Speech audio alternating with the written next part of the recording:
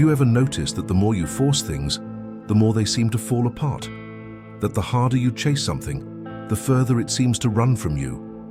What if I told you there's another way to get what you want, without begging, without burning out, and without losing yourself along the way? A quieter, wiser, ancient way, and it's called Stoic wisdom. The world taught you that you have to fight constantly, show results, be quick to respond, impose your will, push harder. But the Stoics, Marcus Aurelius, Seneca, Epictetus, discovered a different path. They didn't beg, they attracted. They didn't rush, they moved with clarity. They didn't shout, they silenced the ego. And that's exactly what you're going to learn right now, step by step. Maybe you've been trying to control what's not yours to control. Maybe you've been reacting too much, overthinking, burning out inside. But in this video, you'll learn 7 Stoic lessons that will flip the switch in your mind. Practical, deep, and above all, applicable lessons. And the best part?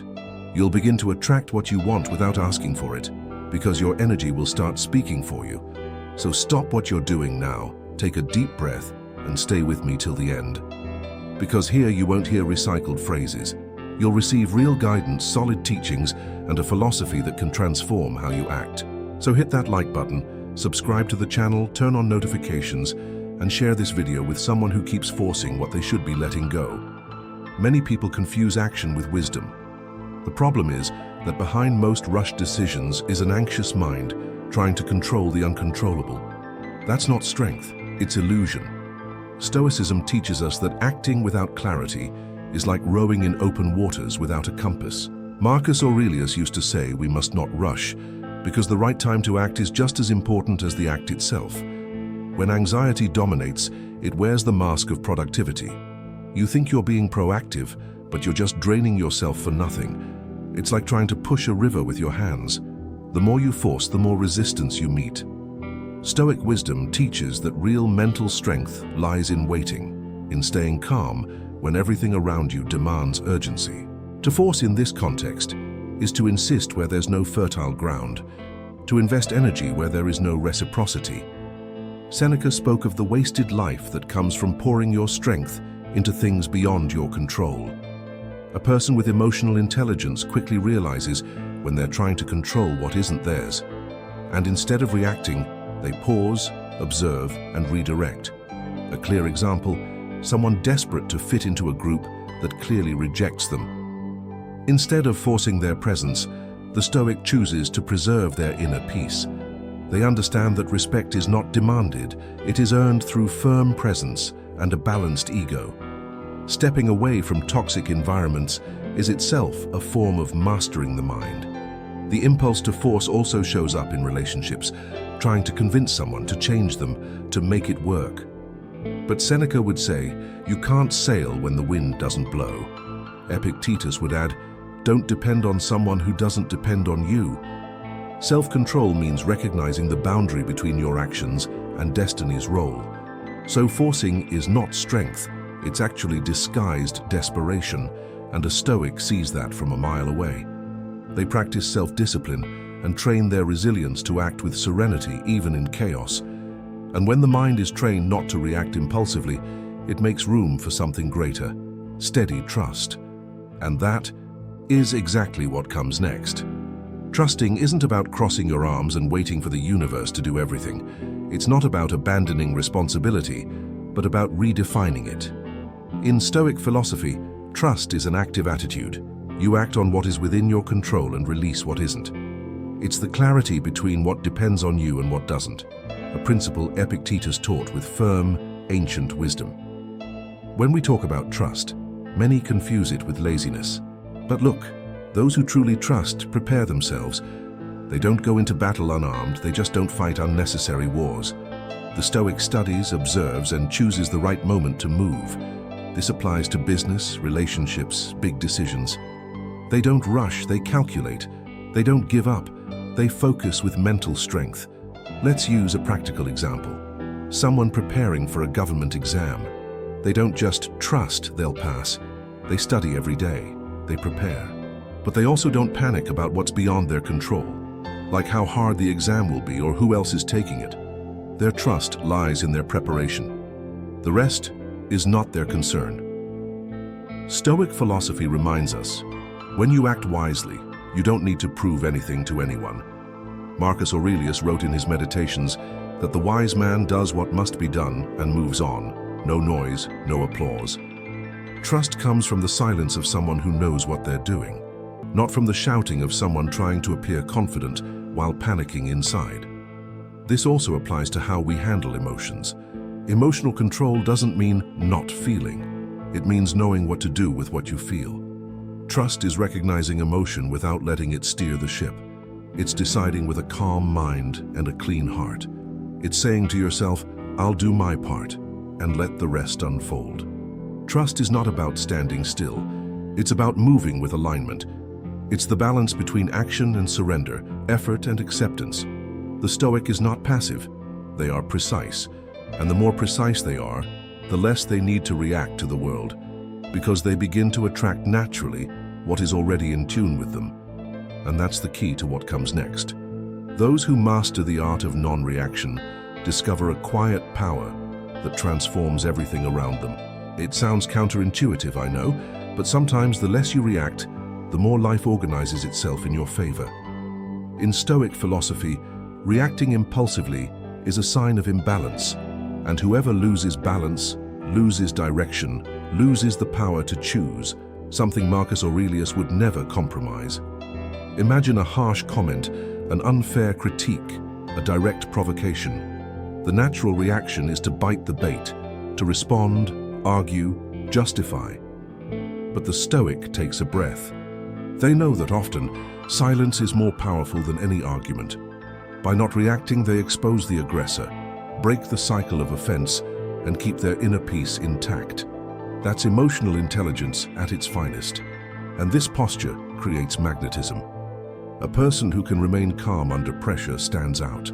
They exude the aura of someone with mental mastery, someone who knows how to handle insults without being shaken. This attracts respect, admiration, and even new opportunities. In the workplace, for example, a leader who responds with serenity inspires trust. A reactive employee doesn't last long. Seneca said it takes far more strength to hold back anger than to express it. And this self-control can be trained. Start small. The next time someone cuts you off in traffic or interrupts you, just observe. Ask yourself, does this really deserve my energy? Practicing this daily builds mental strength and shifts your perception.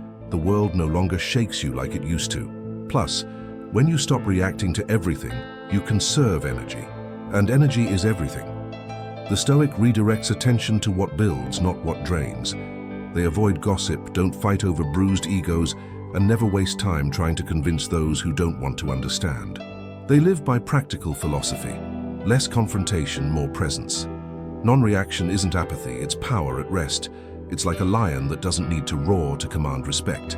That serenity is felt without needing to shout. And once it takes root, something curious happens. Everything starts moving toward you. Life adjusts to your inner state. And that's why the next step isn't to grip harder. It's learning how to let go. The tighter you try to hold sand in your hands, the faster it slips through your fingers. Life works the same way. The more we try to control everything, the more it escapes us. Stoicism teaches that excessive attachment is rooted in fear, and whoever fears losing ends up imprisoned by what they think they own. The wise person knows, letting go is not giving up. It's freeing yourself from illusion. Some people try to control everything: time, others, emotions, outcomes. But life flows on its own terms. The obsession with predicting tomorrow paralyzes the present. Anxiety robs us of the now. Seneca warned, life is like a river. Try to hold it, and it slips away. Flow with it, and everything aligns. The ancient wisdom lies in learning to trust that current. Letting go of control also means letting go of ego. The one who constantly tries to prove, convince, or win at all costs is in conflict with reality. The Stoic doesn't fight reality, they understand it. They know it's wiser to adapt than to resist. They don't cling to how things should be, but work from what is. In practice, this means not clinging to draining friendships, toxic jobs, or relationships that have lost their meaning. Letting go creates space for something new. It opens the door for the universe to do its part.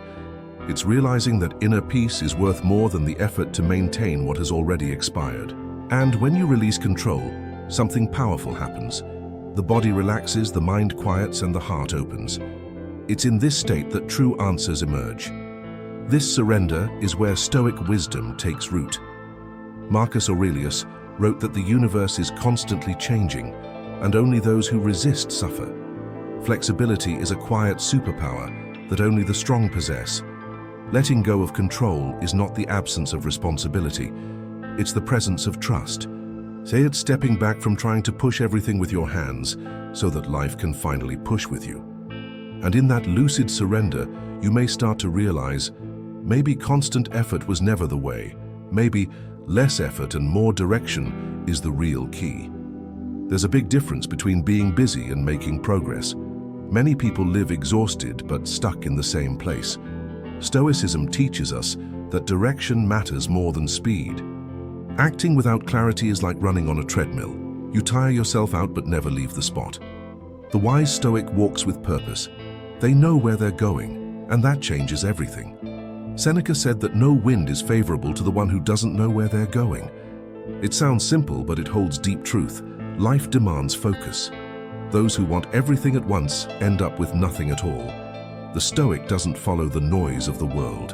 They prioritize. That takes self-discipline. It means filtering what's essential and letting go of what's just noise, even inside the mind. Take a practical example. Someone trying to grow on social media. They post daily, chase trends, and record constantly, but without strategy. Now imagine someone else who posts less, but with clarity about their audience, message, and purpose. Who will attract more? The one with direction. This applies to everything: business, career, health. Mental strength lies in focus, not in intensity. When you gain clarity, you do less, but with more impact. That's the opposite of what the ego wants. The ego wants to show effort, seek applause, be noticed. But the Stoic is quiet. They prefer to be effective rather than loud. They don't waste emotional energy reacting to everything or fighting battles that aren't worth it. Redirecting your energy changes everything. Instead of focusing on insults, comparisons, and others' expectations, the Stoic focuses on self-improvement. They know personal growth doesn't come from random effort, but from conscious practice. That includes training perception, seeing clearly in order to act precisely. So less effort and more direction is not about laziness, it's about practical wisdom. It's emotional intelligence in action. It's knowing you don't have to rush if you're walking the right path. And once you learn this, you begin to move with serenity. And that serene energy starts speaking louder than 1,000 words. It draws everything in without asking. Some people walk into a room and instantly command respect without saying a word. It's not because of fancy clothes, status, or a loud voice. It's a quiet energy that speaks of balance. Stoic philosophy teaches that serenity is magnetic. Those who are at peace with themselves don't need to force anything, because they've become a magnet for everything aligned with that peace. That's true mental mastery. Serene people don't over-explain, don't defend themselves all the time, don't live in competition. They are who they are, and that's enough. Seneca reminded us that the wise speak little but say everything with their presence, and presence is trained. It comes from self-control, detachment, and deep self-improvement. Calm is the result of internal battles won in silence. Think of someone you admire for being composed. Chances are they rarely explode. They listen more than they speak. They respond with clarity, not anger. That kind of person attracts naturally because stability is rare in a world on edge. And Stoicism gives you that kind of solid foundation. Serenity also protects you. It shields you from the need for approval, the fear of rejection, the urge to react. The Stoic understands they don't need to prove anything, because they've already gained what matters most: inner peace. And peace isn't something you get from the outside in. It radiates from the inside out like a light that can't be dimmed. When a person stops fighting life, they start flowing with it. And when they flow, they vibrate differently. Their calm presence tells the world, I don't need to chase anything. What's mine will find me. That's not magic. It's practiced wisdom. Marcus Aurelius reminded us, that a quiet mind is in harmony with the universe. To be serene doesn't mean not feeling, it means feeling without being ruled by emotion. And that kind of presence is noticed by friends, partners, and opportunities. There's no need to shout to be heard when your peace already speaks for you, and when that happens, something deeper begins to unfold. You stop pushing life, and life begins moving toward you. The true Stoic doesn't fight time. They know there is a greater order guiding life. While the world demands haste, they choose to trust. That doesn't mean being naive or passive, it means being conscious. Epictetus taught that there are things within our control, like attitudes, perceptions, and decisions, and everything else belongs to the universe. Knowing that difference is liberating. Surrender, in the Stoic view, is the highest form of emotional intelligence. When you've done your part with wisdom, calm, and focus, the next step is to release. Let the universe organize what you've planted. Like a farmer who doesn't pull up the roots to check if the seed has grown, he waters, protects, and waits. In this posture, true power is born. Some people, even after doing their part, try to manipulate destiny.